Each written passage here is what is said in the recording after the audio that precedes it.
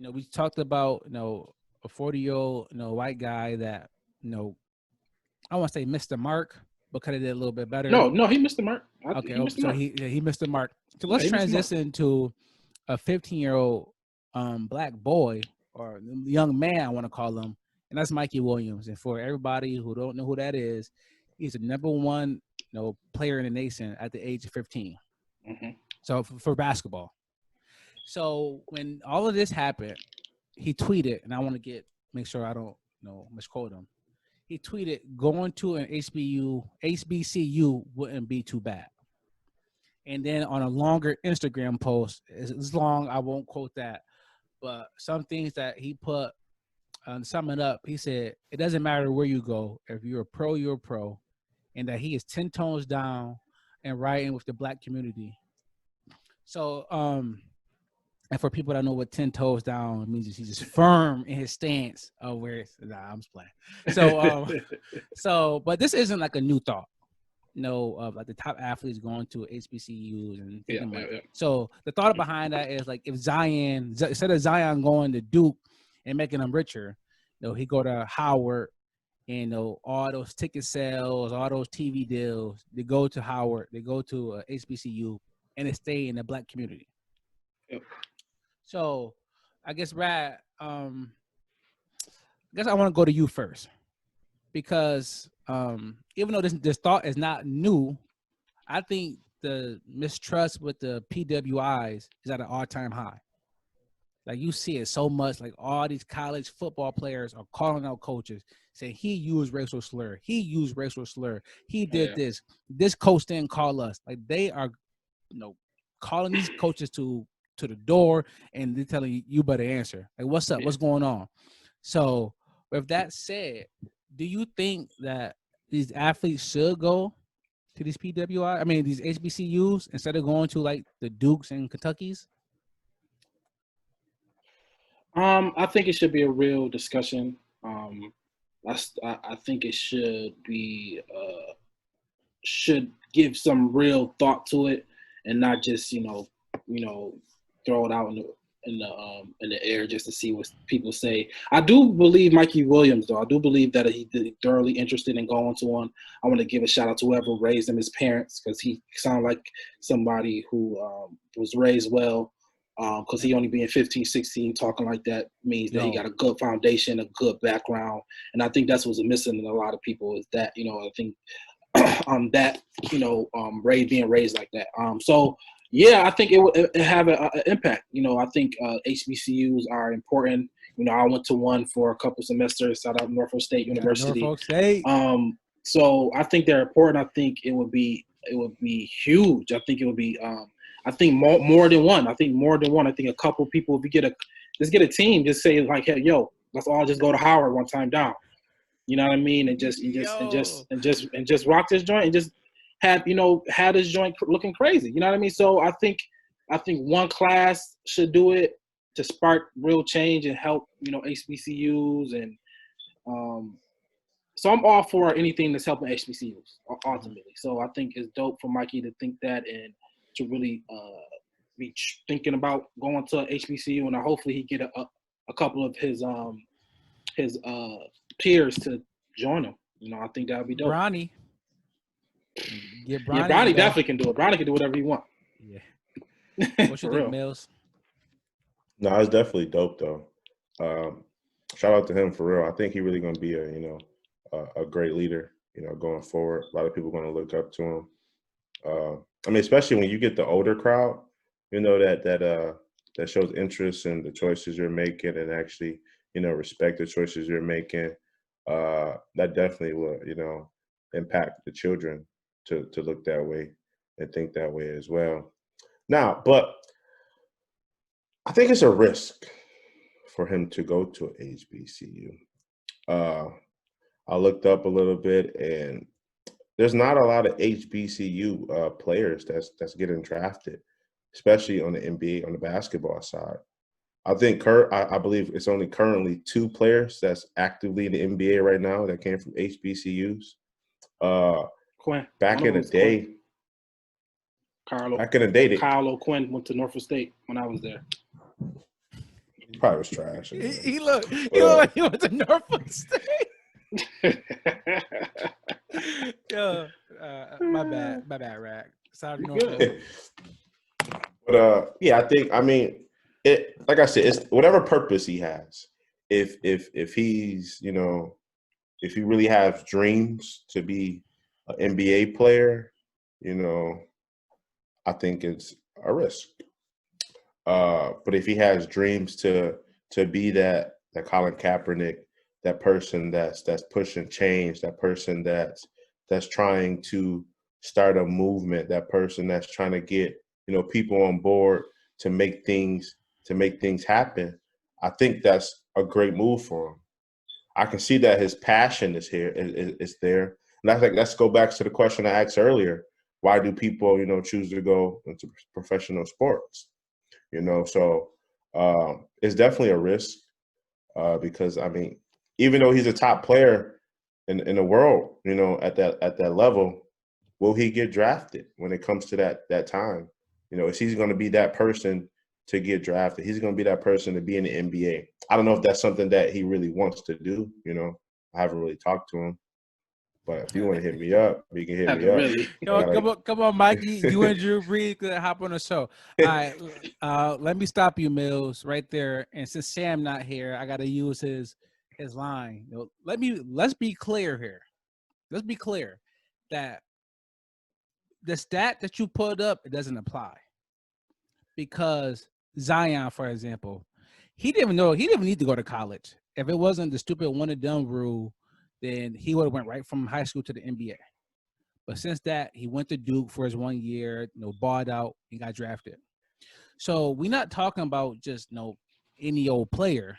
If Zion went to Howard, he was getting drafted regardless of how the season went. If they didn't make it to the dance, it doesn't matter. He was getting drafted. Kyrie did not touch a basketball in college, pretty much.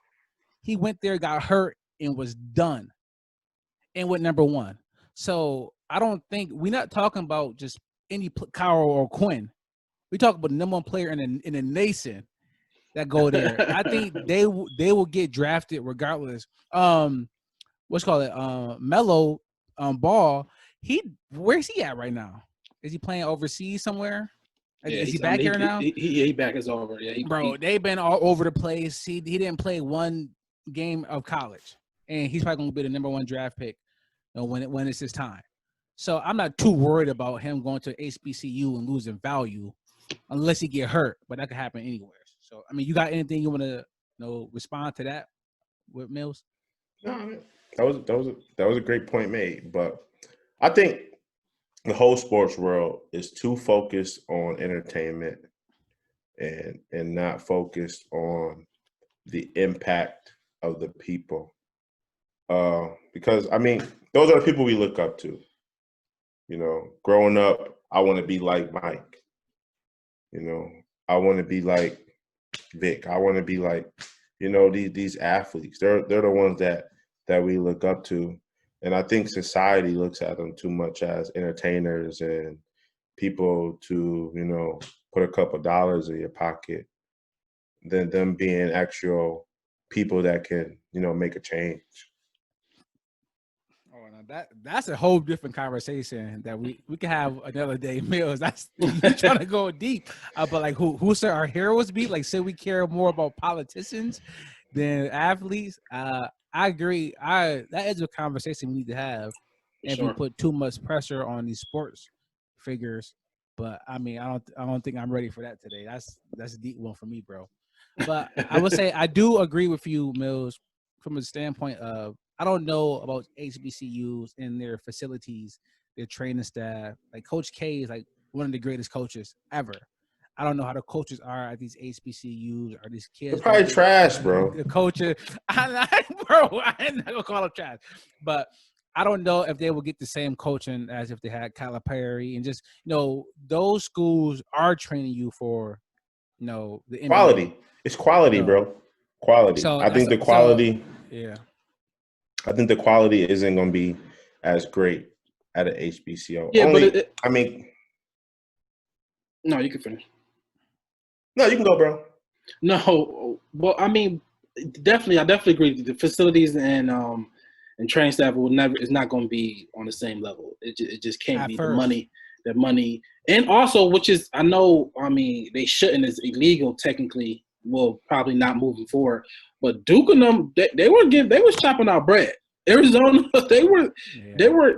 It wasn't just I want to go to Duke. It was I want to go to Duke and 500,000, and my mom can stay in the house. Like let's keep it a buck. Yeah. Like so, let's keep it real. So I don't know if HBCU is doing that. But you know it will. But if for Mikey to do that, it would definitely be a sacrifice on his end. You know what I'm saying? It will be a sacrifice on his end. It will be like him going to like another year of prep school before college type of, you know what I mean, type of feel. But you still can get drafted. I think basketball is one of those things where your talent just gonna keep growing. When you get to the NBA, he's gonna be around NBA players playing basketball. He's gonna get better. You know what I'm saying? So, I think he could do that one time down, just to go to Howard, just to ball out, just to get the fans in the stands, more revenue for HBCUs. Maybe a different one because Howard may be one of the better ones. But I think it's interesting, but it is a sacrifice. It will just be a sacrifice. You know, he would just have to just go there and just knowing that he's doing more for them than they doing for him, essentially. So he just gotta know that. And Rad, that's a great point because that's where I want to go. That's exactly where I want to go because I think it's a great idea. At first, I was on the fence because I'm thinking like HBCU, like the gym's probably nice, the training room probably nice, but is it Duke nice? Like do they have nutritionists? And so I was feeling it like Mills until I started thinking, and not to say you wasn't thinking Mills, but I was starting thinking about something else. And that's you got Dabo Swinney, defending these coaches. So I mean that's one reason not to go. And then I do want to read another quote from a hometown player, Trey White. Somebody tweeted, would I trust my son, brother, cousin, nephew, etc., in the hands of a coach that doesn't speak out? Hell no. And then Trey retweeted that with a comment that said, don't worry, we taking notes on the ones who ghosting. They ain't slick. I'm gonna treat them like my own son or daughter. Where they at though? So from that standpoint, like I think the players may get better treatment at the HBCUs, hopefully, because you got these black coaches there that will look at them as sons and give them like the talk, like, hey, you guys are black athletes. You need to move a certain way. But besides just the players and getting drafted and how they are treated, I think if you look at the college system, I think the players have the black players have the most influence more than any other black person in the educational system.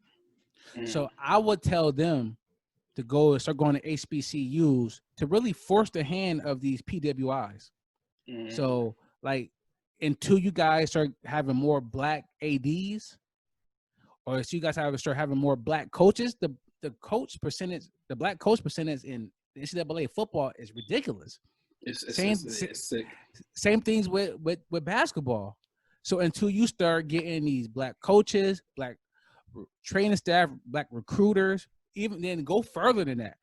I want black deans. I want black professors. I mean, until I start seeing changes in these systems, we're going to HBCUs. Until you guys start, stop profiting off of us. Start like putting people like us in position of power in these universities.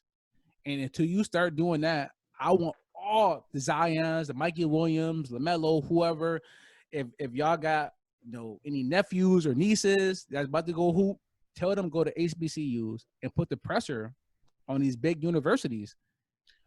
Let's take it a step further. Just let's make HBCUs the power conferences. Let's make HBCUs the place where, because keep it a buck, in the NBA it was 80%, high 70%, mostly on black players. So if everybody just start going HBCUs, the Duke becomes a little less irrelevant because Kansas becomes less irrelevant. Howard and Norfolk and Central, all these different HBCUs, just make that the standard. You know what I mean? So if all you gotta do is do that, all you gotta do is switch that over.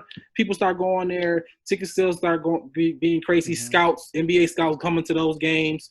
You know, putting more money, facility. They start getting TV deals themselves. You know what I mean? So I think you can take it a step forward and just say like, let's make this. Do it. Let's just make HBCUs the hub for NBA for basketball or any sport. Almost like a little farmhouse. For why not? I'm with it. I'm with it. But do you not even give them a chance? But do you think that the players' drive will be the same?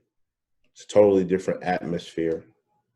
The focus is probably going to change, especially going to an HBCU. Because they're around black women instead of white women? Why would the focus change? They're around pretty much mostly all black people. Mm-hmm. So, you know, when you go to a school that may be, you know, majority, whites and people like that, I won't say attention, but the way you view things, the things you focus on is going to be totally different than what you focus on in HBCU. I mean, for instance, Mills, let me stop you because you're not about to tell me Zion was just in his dorm room, just not doing nothing because he was at Duke. Like these athletes are out there, bro. These athletes are out there partying and stuff. Still, they just partying. Different things. Right. I hear what you're saying. But though, at a Duke, compared to a Duke to an HBCU, what you gonna throw out? Duke HBCU, Zion. What you gonna use Zion? Duke, Zion, basketball. HBCU, basketball, studies, home corpsmans. I mean, I think the focus. I just think the focus is going to change. I mean, so you may have that Zion or that Mikey, top player at that time that goes to a Duke. Oh, I'm just thinking basketball. I'm going to the league. You send him to an HBCU. Oh man, basketball may not even be, my passion anymore. No, for real, man. Nah, Mills, you can't say these players are driven by passion and throw them in a room with a couple of black people. They were like, man, forget that. I'm about to get lit. Like, what? I understand what you were saying, Mills, on the aspect of, if say they do go to Duke and they're obviously the minority at Duke. And I think every day they wake up and they reminded what they're here for. I can understand that comparing it to HBCUs where it might probably going to be more of a family feel. I'm not saying Duke is not a family feel or whatever, but it might be a more family feel. You might, if you go to Howard, Diddy might show up. You know what I mean? You never know. You never know. So I can get you on that point, but the cream rise to the top, you know what I'm saying? So if they're good and they're balling and the basketball is the thing, and most of these athletes barely go to class, online classes, go to class here and there. So they know they only there for 6 months really just to get to the NBA. I understand what you're saying, Mills, but I think they figured out the best athletes. I would say for people like us, if we go to say like Duke and like we are kind of outcasts, or say Georgetown, because I have some personal experience with that. Georgetown, if PWI and you are kind of like, I don't know, outcast, blackball, so you are forced to just focus on your studies, that will be different than if you went to an HBCU and like your homegirls were there and you are going to homecoming, you're partying, getting lit. I can understand if you want to make that point, but to act like Zion wasn't a big man on campus. He was the big. He was the guy. Like ticket sales were like $10,000 to go see him play. Like he was the man on campus. It didn't matter. People know where his dorm was at. It was shorties at his dorm, all different races. Yeah, like I'm not too worried about that. Yeah, I'm not saying that. You know what I mean? But society has changed, though. So things have changed. This era we in now is a totally different. It's a totally different, society, a totally different world now. And I just, You know, it's funny when think, everybody. It's funny when people say that because it's like there's no other society that you know. right. This one. But this is something that we're not used to seeing. Oh, okay. And the Black Lives Matter movement is getting pushed, you know, a lot. Should they name the street in DC Black Lives? You know what I mean? Yeah. And then you go into an HBCU, you may you might have a change of heart. That's all. I hear I'm what you're saying. I hear. Man might have a change of heart. He may not want to be the next LeBron James. He might You know want what to I be mean? next He Malcolm might X. want to be the next Malcolm X, man. That's it. We need some of that too. But I guess I want to say if 15-year-old Mikey Williams is gonna take that stand, I'm 10 toes with you, brother. I'm 10 toes with you. But so let's move on to the next one.